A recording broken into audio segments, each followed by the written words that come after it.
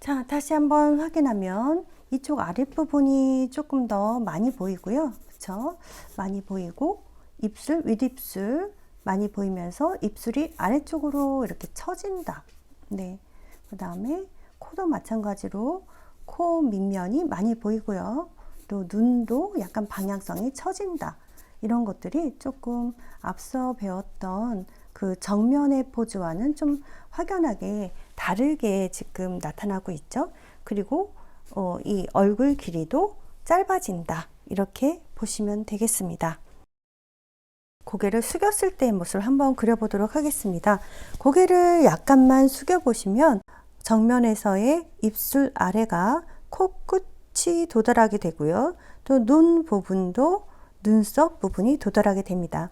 자, 비슷하게 한번 사이즈를 정하고요.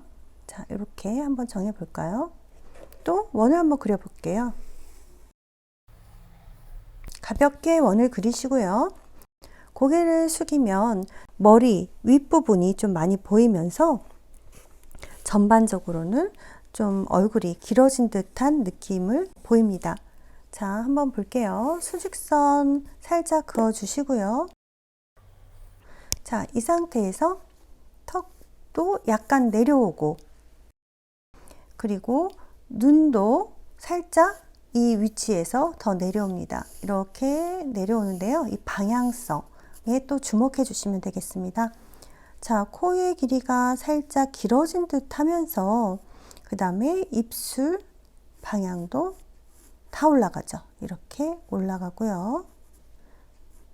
이렇게 됐나요? 그래서 입술 아래 이 부분에 거의 코 끝, 지금 그것보다 도달을 또 못했는데요. 이 정도 조금만 내리도록 하겠습니다.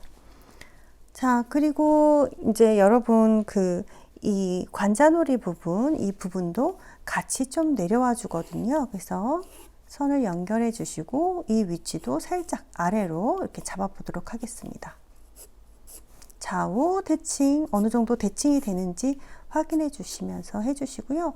턱은 매우 뾰족한 느낌으로 이렇게 턱 끝을 향해서 각을 한번 만들어 보겠습니다. 됐죠? 자, 이 상태에서 코의 길이 체크해 주시고요. 눈의 방향, 눈의 길이 한번 체크를 해 보도록 하겠습니다. 그래서 살짝 눈꼬리가 올라가는 듯하게 그려주시면 되고요.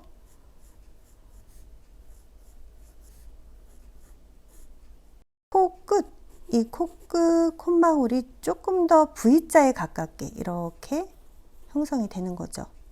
자, 콧구멍은 거의 안 보이고요. 인중 연결하면서 둘, 셋, 넷 해서 입술 끝도 올라가게. 자, 그래서 전반적으로 이 가운데 입술과 입술 사이 맞닿는 부분도 이렇게 올라가게 살짝 웃는 듯한 느낌으로 그려주시면 되겠습니다. 안구의 위치 이렇게 생각해 주시고요.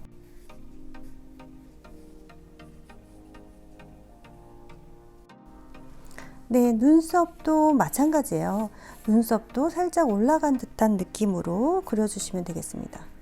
그래서 눈썹도 살짝 올라가게 이렇게 그렸습니다. 이 이마 부분, 이 부분이 좀 많이 보이는 거거든요. 그래서 그 부분 많이 보이게 하고 정리 한번 하겠습니다. 귀가 코와 눈 사이에 있으므로 귀의 위치가 올라간다는 게 또 포인트가 되겠죠. 그 다음에 목은 귀 뒤에서부터 흉쇄 요돌근을 방향 또 쇄골 생각하면서 정리해 주시면 되겠습니다. 관자놀이 체크해 주시고 턱은 조금 더 뾰족하게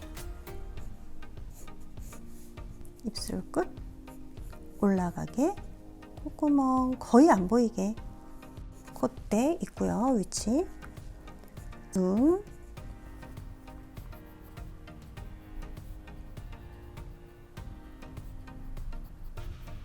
자, 그리고 눈두덩이 살짝 잡아 보시고요.